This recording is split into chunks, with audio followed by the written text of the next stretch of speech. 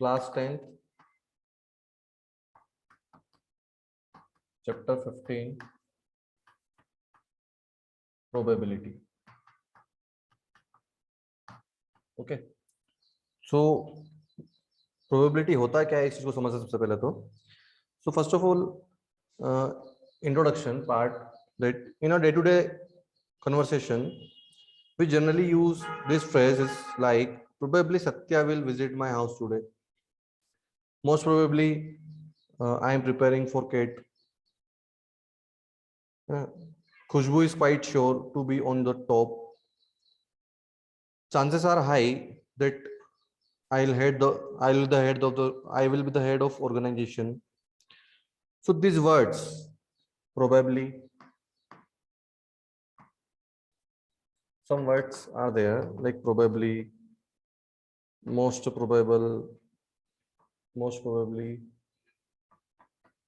quite sure,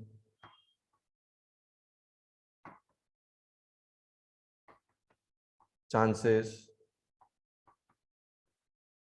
etc. involves an element of uncertainty. है ना, ये फिक्स नहीं है, uncertainty है ना.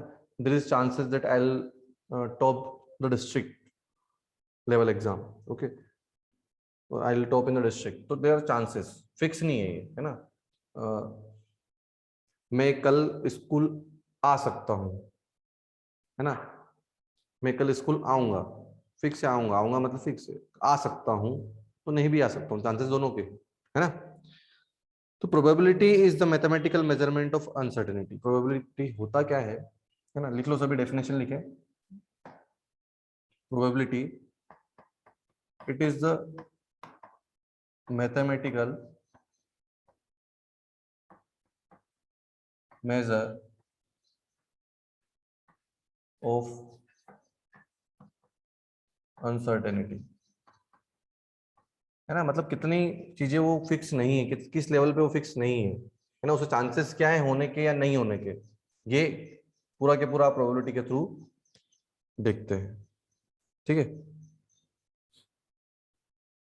ये प्रोबेबिलिटी हो गया आपको.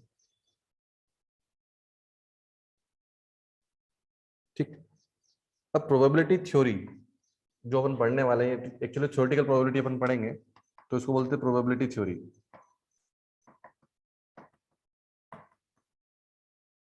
तो प्रोबेबिलिटी थ्योरी क्या होती है?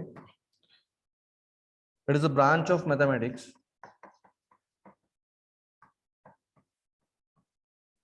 it is a branch of mathematics in which the degree of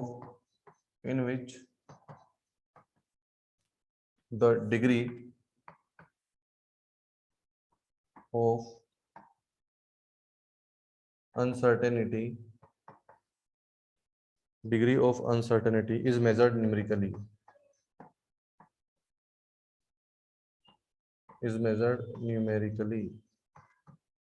तो अभी भी आपको बहुत सारी चीजें क्लियर नहीं हो रही कि प्रोबेबिलिटी सर आपने डेफिनेशन तो लिखवा दी, ये भी करवा दिया, पर क्या होता क्या है ये चीज.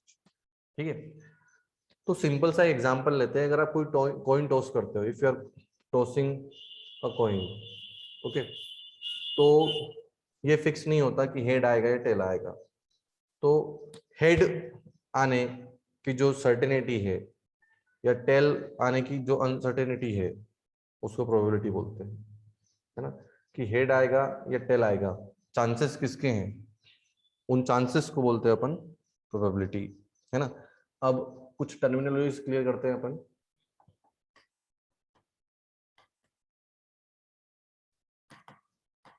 कुछ इंपॉर्टेंट टर्म्स हमको डिस्कस कर रहे हैं. सबसे फर्स्ट टर्म जो है आपका एक्सपेरिमेंट.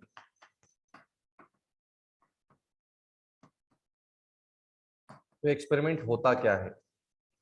ठीक है, तो एक्सपेरिमेंट क्या होता है बेटा? एक एन एक्शन और operation which can produce some well defined result is known as experiment. ठीक है, जैसे कि आप एग्जाम दे रहे हो तो वो भी एक एक्सपेरिमेंट है. आप लोगों ने साइंस की प्रैक्टिकल में, साइंस के लैब में प्रैक्टिकल्स किए हैं. ओम्स लॉ का एक प्रैक्टिकल आपने देखा होगा. तो उसमें अगर आप कुछ फिक्स वोल्टेज और फिक्स करंट अगर आप देते हैं, तो उसके अकॉर्डिंग आपको रेजिस्टेंस मिलता है, या फिर आपने कोई पर्टिकुलर करंट और रेजिस्टेंस प्रोवाइड किया है तो उसके अकॉर्डिंग आपको उसके रेशियो के अकॉर्डिंग आपको वोल्टेज मिलता है ना। तो ये एक्सपेरिमेंट हुआ, ठीक है। तो it is an action, it is an action which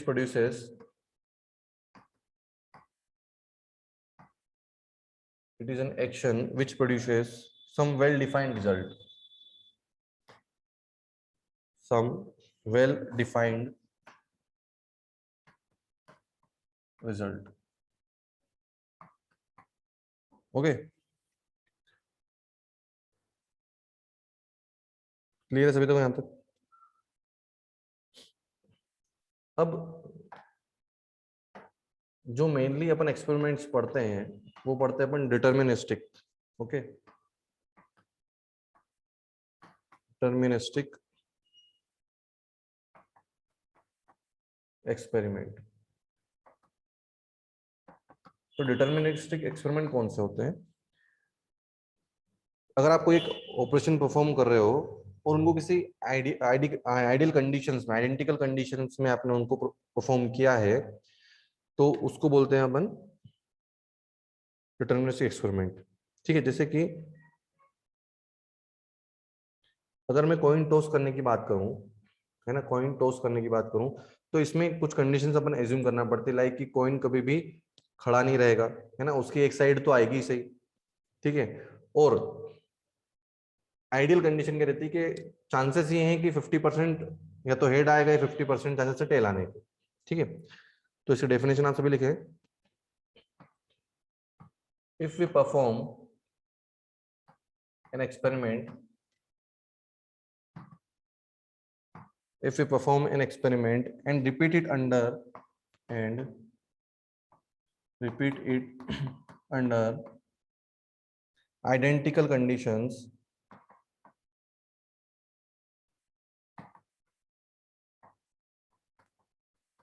है ना, आप उसको आइडेंटिकल कंडीशंस में परफॉर्म कर रहे हो, so we get almost same result every time,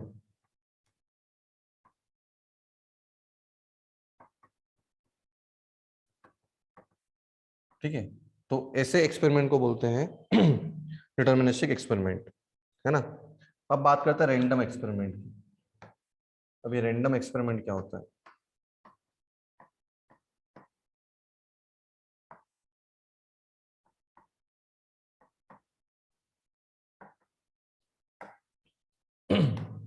तो रैंडम एक्सपेरिमेंट क्या होता है बेटा, कि इसकी दो कंडीशन होती है ना। If any experiment satisfy below conditions, अगर आपके पास कोई भी एक एक्सपेरिमेंट आप परफॉर्म कर रहे हो और वो अगर बिलो कंडीशन को सेटिस्फाई करता है ना, दो कंडीशंस है क्या, it has more than one possible outcomes,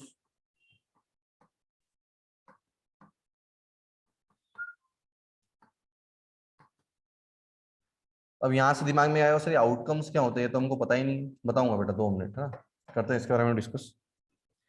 and it is not possible to predict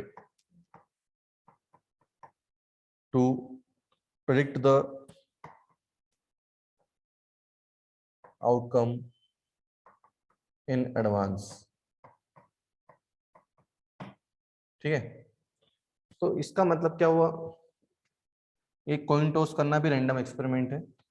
कैसे? क्योंकि जब मैं कॉइन टॉस करता हूं तो या तो हेड आएगा या टेल आएगा, तो जो भी चीज पॉसिबल चीजें हैं उनको बोलते हैं आउटकम्स, है ना। जैसे हेड आ रहा है या टेल आ रहा है तो वो आउटकम्स हो गए आपके, हेड और टेल। और आप कॉइन टॉस करते टाइम फिक्स नहीं बोल सकते हो, फिक्स की बात हो रही है ना, आप ये तो बोल सकते हो या तो हेड आएगा या टेल आएगा, ऐसा बोल सकते हो आप। कोई एक कंडीशन आप फिक्स नहीं बोल सकते कि हेड ही आएगा या हमेशा हेड ही आएगा, कोई इंडस्ट्रियल लॉ आप हमेशा हेड ही आएगा, ऐसा आप फिक्स नहीं बोल सकते हो। इसलिए ऐसे एक्सपेरिमेंट को रैंडम एक्सपेरिमेंट बोलते हैं, ठीक है। रैंडम एक्सपेरिमेंट के एग्जांपल्स अपन लिख लेते हैं क्या, टॉसिंग अ कॉइन,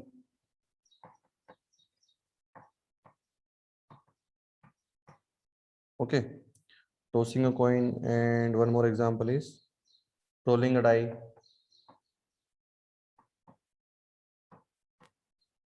सांप सीढ़ी खेलते हैं ना वो डाइस से, वो वाला डाइस। ओके, चलो आगे बढ़ते हैं। तो अब आगे जो क्वेश्चन आया था कि सर ये आउटकम्स क्या होते हैं, है ना, आउटकम्स। इस आउटकम्स वाली चीज को डिस्कस करते हैं कि टर्म डिफाइन किस चीज को करती है, इसकी डेफिनेशन क्या होती है आउटकम्स की। ठीक है, the possible result of random experiment. जैसा कि मैंने आपको समझाया था, अगर आप एक कॉइन टॉस करेंगे, the possible result of an random experiment. ठीक है, तो जैसा कि मैंने आपको बताया था कि अगर आप एक कॉइन टॉस करेंगे तो एक कॉइन टॉस करने के बाद आपको या तो हेड मिलेगा या टेल मिलेगा। तो हेड और टेल आपके पॉसिबल रिजल्ट्स हैं। ऐसे ही अगर मैं बात करूं एक डाई थ्रो करने की, तो आपको क्या क्या मिल सकता है, या तो आपको 1 मिलेगा या 2 या 3 या 4 या 5 या 6।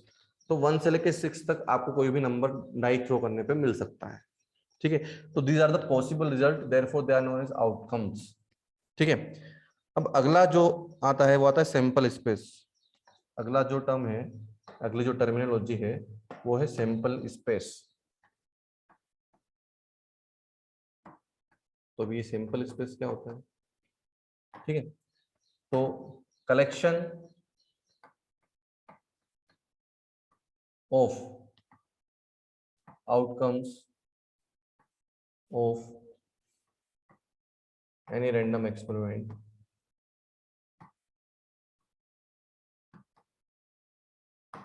तो अभी यहाँ पे जो भी आप एक्सपेरिमेंट देखोगे सारे के सारे आप रैंडम एक्सपेरिमेंट ही देखने वाले हो आगे, है ना। Collection of outcomes of any random experiment is known as sample space. ठीक है, इसको ही सैंपल स्पेस बोलते हैं। जैसे कि अगर मैंने क्या करा, इनको इस फॉर्म में लिख दिया, एक सेट के फॉर्म में लिख दिया ऐसे 1 2 3 4 5 6, तो ये आपके सैंपल स्पेस हो गए। ठीक है, इन सबका collection. Clear now.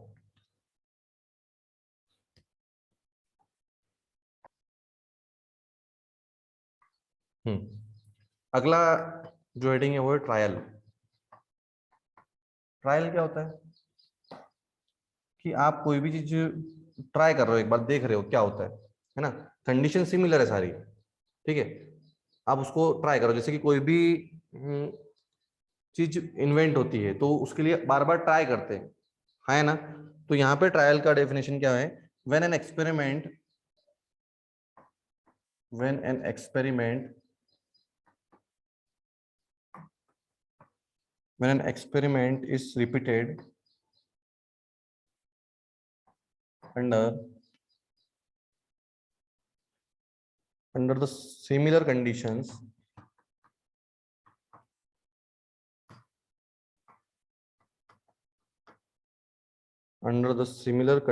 and does not give the same result,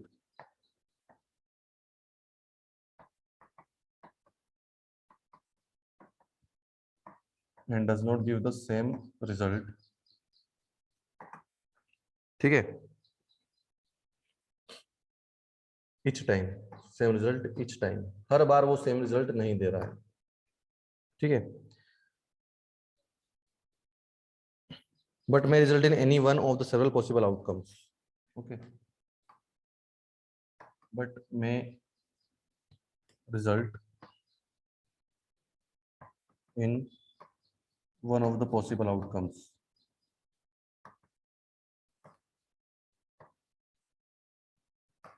This is known as trial. ठीक है, if a coin is tossed 100 times then the toss of coin is called a trial. ठीक है, अगर मैं कॉइन को 100 time toss कर रहा हूं तो क्या 100 के 100 टाइम वो हेड दे देगा? फिक्स है क्या? नहीं।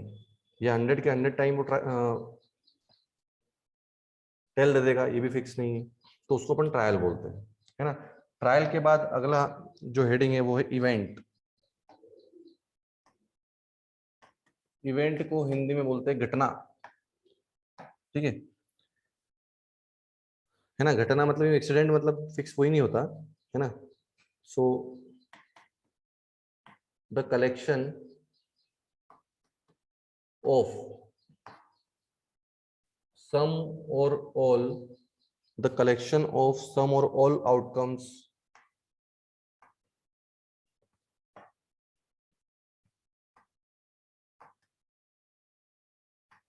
of a random experiment.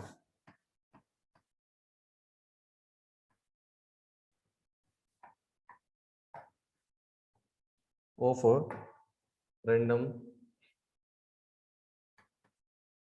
experiment, okay, is known as event. Okay,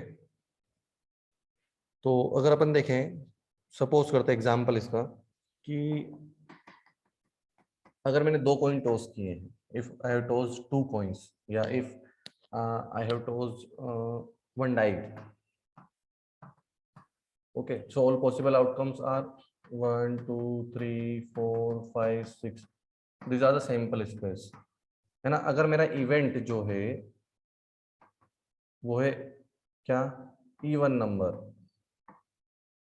है ना। इवेंट क्या है, इवन नंबर, तो उसमें सिर्फ क्या आएंगे, 2 4 6 आएंगे, है ना। अगर मेरा इवेंट ये इवन इवेंट है, ये E2 इवेंट है, ठीक है। E2 इवेंट मेरा क्या है, एनी नंबर, तो एनी नंबर में सब सारे नंबर आ जाएंगे, 1 2 3 4 5 6, सारे नंबर कौन से जो आउटकम में पॉसिबल है ना, किसी भी एक्सपेरिमेंट के आउटकम में जो पॉसिबल है उसी को बोलेंगे अपन इवेंट के अंदर आएंगे वो इसके, है ना। तो आप यहाँ पर देखो कि जो इवन इवेंट है उसमें कुछ एलिमेंट्स ही आ रहे हैं, किससे, इवेंट सैंपल स्पेस से, है ना। ये आपका सैंपल स्पेस है ना, यहाँ पर इस सैंपल स्पेस से कुछ इवेंट ही आ रहे हैं, और E2 इवेंट में सारे के सारे इवेंट्स आ रहे हैं, है ना। तो जो डेफिनेशन है वो आपको समझ में आ गई होगी अब, द कलेक्शन ऑफ सम और all outcomes of a random experiment is known as event. Okay, I hope सभी को क्लियर होगा ये।